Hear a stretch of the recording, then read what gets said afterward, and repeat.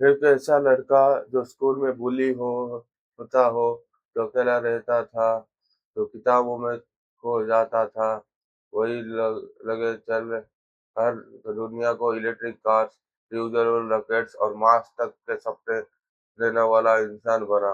यह है Elon Musk की कहानी।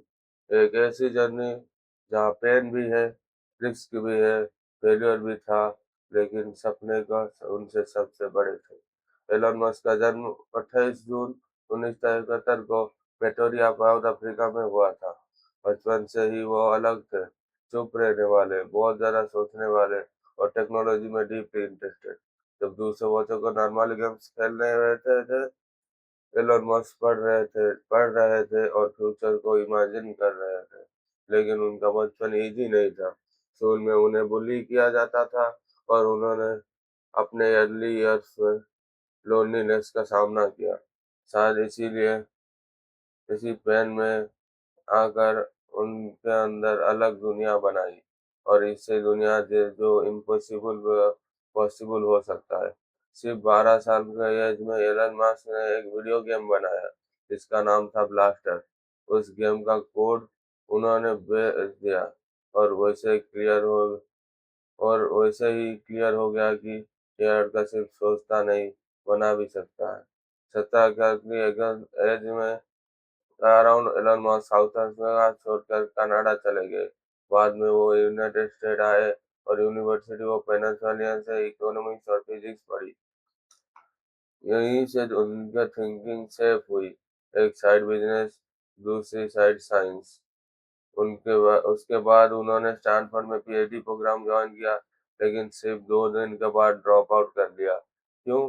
क्योंकि उन्हें लगा कि इंटरनेट के जमाने आ चुका है और यहाँ मौका किताबों से ज़्यादा रियल वर्ल्ड में देखने का है।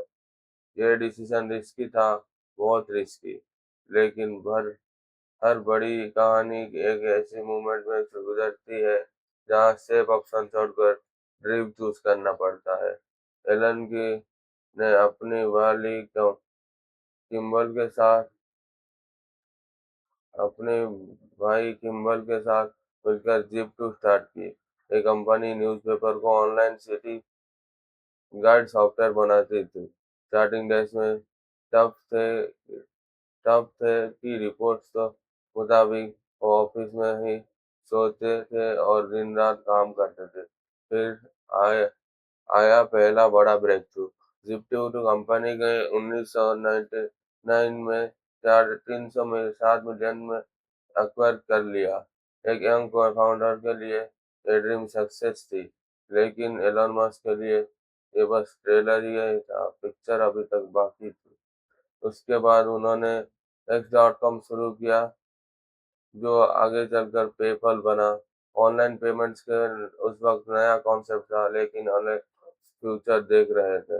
2002 में ईबे ने पेपल को एक्वायर किया और एलन मस्क के पास अब पैसा है, बहुत पावर भी था। अब यहाँ से ज़्यादातर लाइफ एंजॉय करते, लग्जरी, कंफर्ट, फ्रीडम। लेकिन एलन ने डिसाइड किया कि वो अपना वेल्थ को सेफ रखने नहीं, इम्पॉसिबल को पॉसिबल सॉल्व करने के लिए यूज करेंगे। 2002 में वो उन्होंने स्पेसएक्स बनाए। मिशन था कि स्पेस ट्रैवल को अफोर्डेबल बनाना और लॉन्ग टर्म में ह्यूमैनिटी को मल्टी प्लैनेटरी स्पेसेस में भेजना। लोगों को ये डेरी आइडिया क्रेजी लगता था। फिर टेस्ला के साथ उनका नाम जुड़ा। उन्हें मेजर इन्वेस्टर बने और 2008 में सीईओ बने। उस टाइम इलेक्ट्रिक कार तो लोग सीरियसली फ्यूचर नहीं मानते थे, लेकिन एलन मस्क को लगता था कि सस्टेनेबल एनर्जी ही फ्यूचर है। उन्होंने सिर्फ कंपनी नहीं बनाई, उन्होंने उस सेक्टर्स में भी बेट लगाए जहां फ्यूचर का चीज बहुत बड़ा जाता है, जैसे space, electric vehicles, AI, brain technology. यही उन्हें अलग बनाती है। लेकिन सक्सेस सीधा लाइन में नहीं आई। बेशक का इनिशियल प्रोजेक्ट लॉन्चेस फेल हुए, टेस्ला भी फाइनेंशियल प्रेशर में थी और 2008 को एलन मस्क की लाइफ में सबसे डार्क फेज माना जाता था। एक तरफ कंपनी डूब के नहीं था डर, दूसरी तरफ पर्सनल प्रेशर। दहशत ज़बर दुनिया के मज़ाक। बहुत लोग ने सच समझा बस अब खत्म, लेकिन कहानी यहाँ कहानी यहाँ मुड़ती है। स्पेसएक्स का अगला मेजर लॉन्च सक्सेसफुल रहा और कंपनी को नासा का कॉन्ट्रैक्ट मिला, जिसने उसको फ्यूचर को ही बदल दिया।